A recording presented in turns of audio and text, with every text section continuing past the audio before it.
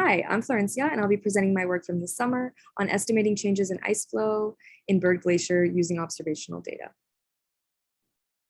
The motivation behind this project begins with the way that climate change is affecting Earth's ice.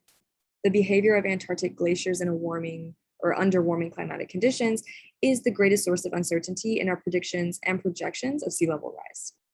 An increased understanding of the mechanisms behind Antarctica's ice loss will contribute to climate knowledge that will benefit humanity greatly. The aim of this work is to model ice loss to better predict sea level rise. As for background information, we should begin with the fact that ice, although solid, moves like a fluid.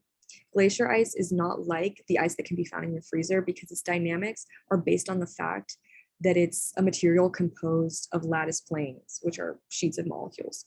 And these sheets slide over and under each other. For example, if you imagine a deck of cards, a stacked deck, and you push on it, you apply a force like on the side from the top, the cards will slide along each other and the deck won't move as a whole. And this is essentially how glacier ice moves, and this is why it can flow the way that it does, although it's a solid.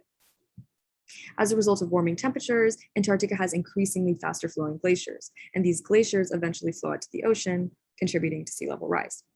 To be able to project sea level rise, models need to depict how ice flows, and most current models assume that ice flows uniformly to the ocean. In this project, we want to test this assumption about ice flow. Our goal is to characterize and model the changes in ice flow as a glacier flows out to the ocean. Here's a map of Antarctica with Byrd Glacier, the glacier of focus in this project, in a box here. To characterize these changes, we used observational satellite data, specifically velocity data. The process involved taking transects across the flow of the ice stream. These are the transects.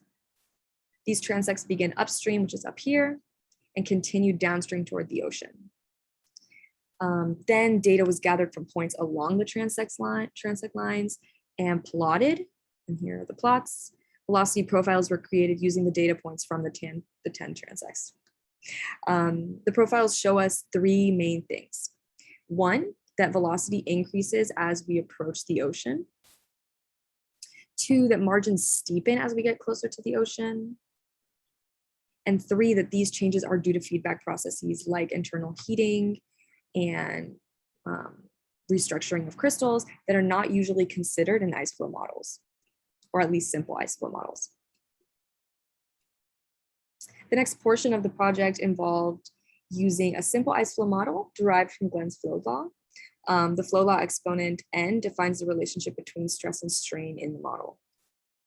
In this model, U is the normalized velocity, U sub C represents the center line velocity, Y represents the distance from the center of the glacier, and W represents the glacier width. The figure shown here shows how the model is affected by different values of N. So as N increases, the margins of the model, the margins steepen. So N equals 10 is this orange line. The margins are much steeper than for N equals 1, the blue line. Next, values of N were fitted to transects 1, 5, and 10 from Byrd Glacier. As shown by the figures, the best fit value of N for transect 1, which was upstream, is N equals 1.5. For the transect that was halfway through the glacier, transect 5, the best fit value of N was 2.5.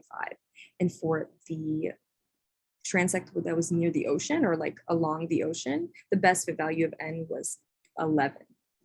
So as the point of observation approaches the ocean, we see that the value of N that best fits the data increases. In conclusion, we have three main takeaways. First, that the velocity profile of Byrd Glacier steepen, or the margins of the velocity profile steepen as the glacier flows toward the ocean. Next, that varying the value of N helps us to capture the margin steepening that we see.